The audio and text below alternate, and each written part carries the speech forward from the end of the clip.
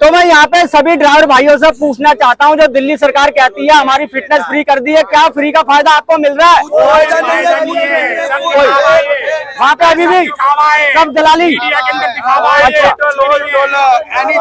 अच्छा, जैसा कि आपने ई रिक्शा को अपने जो आपका रोजगार है, आपने कहा कि ई रिक्शा खत्म कर रहा है, बैक टैक्सी खत्म कर रही है, तो आप दिल्ली सरकार से या परिवहन विभाग से आखिर चाहते क्या है, ये बताइए। हम दिल्ली सरकार से ये चाहते हैं, ये जैसे हमारे को परमिट दिए गए हैं ना लिमिट में चलने के लिए, ऐसे इनको रूट मिलने चाहिए। जब पुलिस को एंट्री दे रहे हैं, पुलिस को पैसा दे रहे हैं, तो फिर वो तो चलेंगे ही खुलेआम।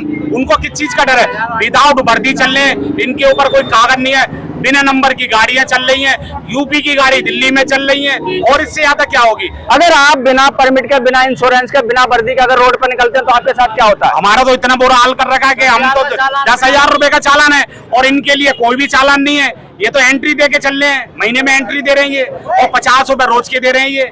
इनका ये काम है। इन्होंने अपने बंदे छोड़ रखे हैं, वो सामने आते नहीं है, एंट्री ले रहे हैं वो तो आप उनसे पूछोगे तो देंगे हम कहाँ लेते हैं, हम तो पैसे लेते ही नहीं है। जब उनकी वीडियो बनेगी तब कहते हैं हमने पैसे लिए, और उनके बंदे जो लगे हुए वो पैसे लेते हैं। अभी आपने देखा होगा कल्याणपुरी थाने के बराबर में वो आपने देखा था, वहाँ पे पैसे लेते हुए के अंदर वो सस्पेंड हो गए, वो सस्पेंड हो गए, 3 थे। तो मतलब ये है, यहाँ तक ये देखिए आप, पुलिस प्रशासन जब वीडियो वायरल होती है तब उनके ऊपर कार्रवाई होती है, अगर वीडियो वायरल ना हो तो वो चुपके कुछ भी करते रहते हैं, किसी को चलता रहता है। तो तोमर जी ये बताइए, आप यहाँ पे इतने सारे ऑटो ड्राइवर हैं, आपसे जुड़े हुए हैं, इंडिया टीम से जुड़े हुए हैं, आप यहाँ के प्रधान हो, तो आपने ड्राइवर भाइयों के रोजगार को बचाने के लिए आप क्या कदम उठा रहे हो? मैंने इतना कदम उठवाया, मैं कहा कि ड्राइवर भाई तुम मेरे सपोर्ट करो, मेरे साथ आवाज के साथ में साथ खड़ो, बाकी मैं आपका धंधा और आपका काम को वापस लाऊंगा।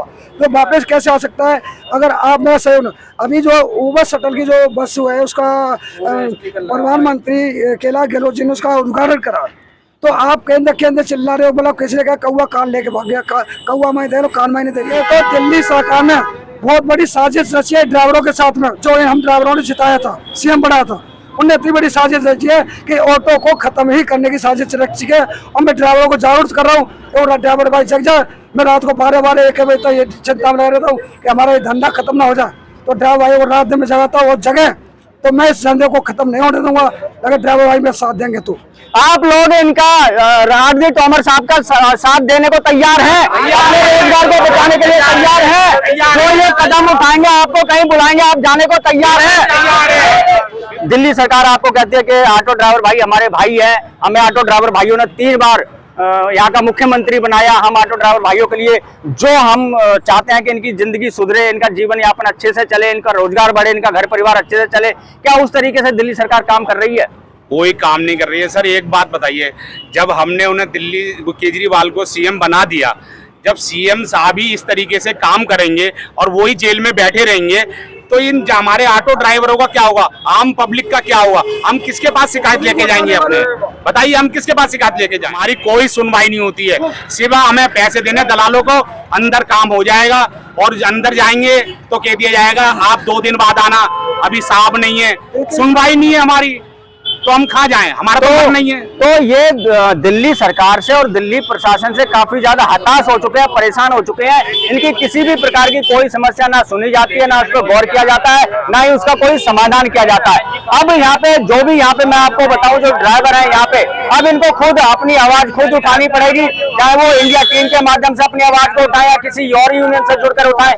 जब तक ये अपनी आवाज नहीं उठाएंगे तब तक इनका रोजगार ऐसे ही दिन ब दिन खत्म होता चला जाएगा, इनका कोई भी समाधान नहीं निकलेगा। अच्छा, परमिट होल्डर की आप बात कर रहे हैं, परमिट होल्डर के पीछे दिल्ली सरकार की एक पॉलिसी है कि अगर आप नई चेसी खरीदते हैं किसी डीलर से, तो 5 साल तक उसे आप अपने नाम पे ट्रांसफर नहीं करा सकते, और जब 5 साल पूरे हो जाते हैं तब आप ट्रांसफर करने के लिए उस डीलर को बोलते हैं, तो जो परमिट होल्डर होता है वो कहता है हमें 50,000 रुपए आप दो, 1 लाख रुपए दो। और हमारा एक ये कहना है, जैसे हम ऑटो ड्राइवर जो है, हम ऑटो खरीदने जाते हैं, अब उस हमने गाड़ी खरीद ली और उसका परमिट जो है खत्म हो गया। अब परमिट खत्म हो गया, उसके बाद में बेचारे को वो परमिट होल्डर ही नहीं मिल रहा उस एड्रेस पे। अब उस समस्या का हल कैसे हल होगा हमारा? मिल भी जाता तो पैसों की डिमांड करता है, आजकल ये नया वो निकल रहा है, पैसे का भी डिमांड करता है। कुछ लोगों की गाड़ियां ऐसी भी हैं जो घर पे खड़ी भी हैं, रोड पे नहीं चल रही, जिनके परमिट खत्म हो गए हैं, वो बेचारे क्या करें? उसका समस्या का हल कैसे होगा? तो तोमर जी, मैं अन्ना जी आपसे पूछना चाहूंगा, जिनके विचारों ने, जिन्होंने अपना 5 लाख 6 लाख रुपया लगा के ऑटो खरीदा है, आज उनके परमिट होल्डर नहीं मिल रहे हैं। कोरोना काल में ऐसे कई ऑटो ड्राइवर है जो बेच के गाड़ियां, कोई बिहार चला गया, कोई बंगाल चला गया, कोई, मैं कहना नहीं चाहूंगा, कोई कोरोना काल में मर भी गया बेचारा है। तो मतलब कहने का ये है कि परमिट होल्डर लापता है, और जिनने 7 लाख रुपए खरीद के उस गाड़ी को खरीदने में लगाए, वो आज बेचारा बेबस है, उसकी गाड़ी यहाँ पे कबाड़ पड़ी है, उसको ट्रांसफर नहीं हो रही, वो परमिट होल्डर नहीं मिल रहा है। ये सारा दारोमदार आता है फाइनेंसरों पे, क्योंकि जो गाड़ी खरीदता है उसके साथ में वो टच नहीं होता जिसके नाम परमिट है, और वो परमिट होता है सिर्फ फाइनेंसरों के हक में, क्योंकि वहां से उसका लेन देन जो भी चलता है वो उसी तरीके से चलता है, इसीलिए उनके कहने पे सारे काम होते हैं। वो बहुत बड़ा मुद्दा है वो भी, क्योंकि जो लेने वाला है और परमिट होल्डर है उनको टच पे कोई बात, कोई कन्फर्मेशन नहीं होती है, कोई बात नहीं होती है, और उस वजह से वो मामला दब जाता है। वो सारा फाइनेंसर के थ्रू हो जाता है वो सारा मामला, क्योंकि परमिट होल्डर फाइनेंसर का नाम लेता है, फाइनेंसर जो है परमिट होल्डर का नाम अच्छा, मैं यहाँ पे एक चीज, वाला बंदा होता है वो बंदा कुछ भी नहीं कर सकता, फाइनेंसर की सुने या परमिट होल्डर तो उसके बाद उसकी सुनता ही नहीं। जितने भी ड्राइवर भाई है, आप ये बताइए कि बगैर लाइसेंस का कोई नहीं चलता। शीला दीक्षित के टाइम पे ये हुआ था, आप मीटर से नहीं चलोगे आपके चालान होते हैं, आपके पास लाइसेंस नहीं है आपके चालान होते हैं, आपके पास बैज नहीं है आपके पास चालान होते हैं। आज देखिए इतने ड्राइवर है जिनके पास बैटरी रिक्शा ही ले लीजिए, इसमें कोई, ये भी तो एक ट्रांसपोर्ट डिपार्टमेंट है, इसका तो नंबर है, इनके पास क्यों नहीं चेक होते कि इनके पास लाइसेंस है, आरसी है, क्या नहीं है? नहीं, अभी बताया ना, इनके ऊपर तो बताया ना कि भाई वो स्टिकर लगा देते हैं, इसके बाद जहाँ आपको लाइसेंस हो आपके पास ना हो, वो स्टिकर ही चलता है, सारा कुछ यही चलता है। वो सारे काम लेन देन के थ्रू चलता है। ट्रैफिक पुलिस ड्यूटी नहीं कर रही है दिल्ली, और जो कि ये सुप्रीम कोर्ट की गाइडलाइन को भी नहीं मानते ई रिक्शे, जो कि अपनी दिल्ली पुलिस जो है इस चीज पे बिल्कुल भी काम नहीं कर रही है, इनको काम करना चाहिए। चलिए, बहुत बहुत धन्यवाद, आप सभी लोग यहाँ पे आए। बोलना चाहता हूँ बेटा थोड़ा इधर हो जाओ। दिल्ली राजधानी के अंदर सारे पूरे इंडिया की गाड़ी चल रही है ओला ओवर, सिर्फ दिल्ली की ही नंबर की ओला ओवर चलनी चाहिए। ओला ओवर में अगर चले तो दिल्ली की ओला ओवर चलनी चाहिए, ताकि ये ना कि नखलों की, बिहार की, जब महीने लेके चलवा रहे हैं, इको चल रही है पूरे दिल्ली के अंदर, इको चल रही है प्राइवेट नंबर, ये बंद होनी चाहिए, क्योंकि हमें तो पैसे मिले, रोजगार मिले, ये सारी बंद होनी चाहिए, ये बंद होनी चाहिए। मतलब आपके कहने का मतलब ये है, दिल्ली के अंदर जो ऑटो रिक्शा का रोजगार खत्म हुआ है, वो आपका ई रिक्शा, बाइक टैक्सी और प्राइवेट नंबर की जो इको चल रही है उसके कारण ये सारा खत्म हुआ।